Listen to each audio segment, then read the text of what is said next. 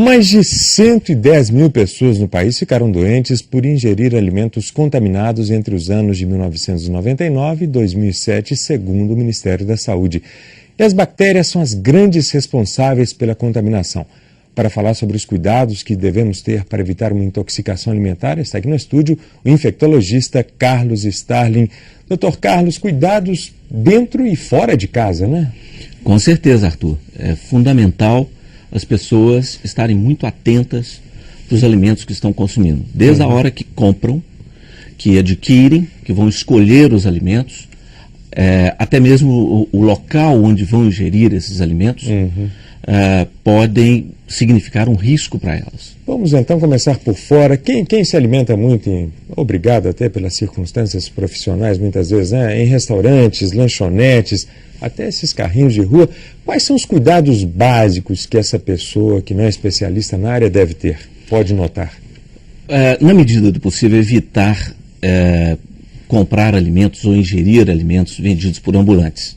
Todo alimento que permanece mais do que 4 horas sem estar na temperatura adequada, ele já oferece um risco maior de estar contaminado por um volume de bactérias que podem provocar quadros graves, diarreia, vômitos, náuseas e febre.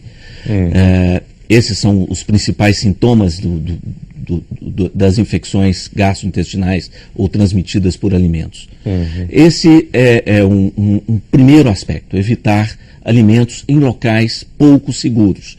Os restaurantes observar as condições de higiene e, se possível, hoje está sendo muito utilizado o restaurante em que a cozinha fica à vista de quem... Exposta ao público, exposta ao público. Isso é interessante para nós percebermos se há condição, por exemplo, de higienização das mãos de quem trabalha nessa cozinha, se eles estão trabalhando com a paramentação adequada para evitar contaminação dos alimentos que estão sendo preparados.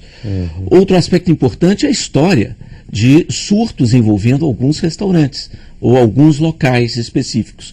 Locais onde as pessoas sabem que as condições higiênicas de manuseio, preparo desses alimentos e conservação é deficiente. Então, esses são os principais aspectos. Agora vamos para dentro de casa. Dentro de casa também muitas pessoas acabam bobeando, né, com a conservação dos alimentos, tanto na despensa como na geladeira. Acontece muito isso, né? Com certeza, Arthur. E esse estudo do Ministério da Saúde mostra exatamente isso que você está dizendo.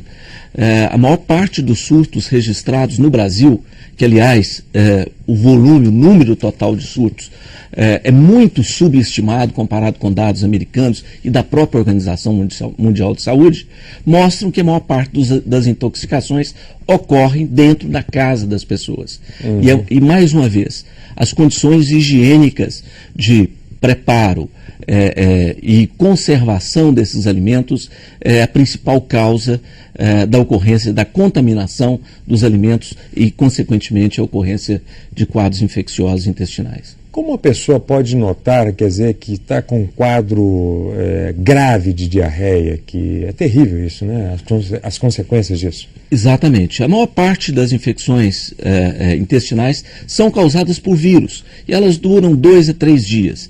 Entretanto, alguns quadros de infecções provocados por bactérias, por salmonela, campylobacter, são bactérias frequentes, né, causadoras de infecção gastrointestinal. Elas podem causar sangramento, né? Sangue nas fezes é um sinal importante de alerta, né? Diarreia que dura mais do que 3 dias, vômitos intensos que levam à desidratação, são sinais que acabam fazendo com que a pessoa procure o médico ou que deva procurar rapidamente o médico para evitar o atendimento médico, né, para evitar exatamente a ocorrência de quadros sépticos, quadros infecciosos que posteriormente podem ser intratáveis. Doutor Carlos, só para não fugir à norma dessas nossas entrevistas há tantos anos, um hábito simples do fornecedor ao usuário poderia evitar isso naturalmente todos os dias, né? Que é lavar as mãos. Lavar as mãos. Quem prepara os alimentos, quem manuseia esses alimentos na cozinha, deve procurar lavar as mãos de forma regular antes, durante e após por exemplo, as refeições. Quem está alimentando, né, deve procurar ter esse hábito que nós aprendemos, Arthur, no jardim da infância. E básico, às vezes, né, esquecemos ao longo da vida. Com a desculpa da correria, né? Com a desculpa da correria, da pressa. E só lembramos desse hábito no momento que estamos com quadros infecciosos, com diarreias terríveis, importantes. Né? Ok, então, doutor Carlos, muito obrigado, viu, pela presença aqui. Um bom dia para o senhor. Prazer.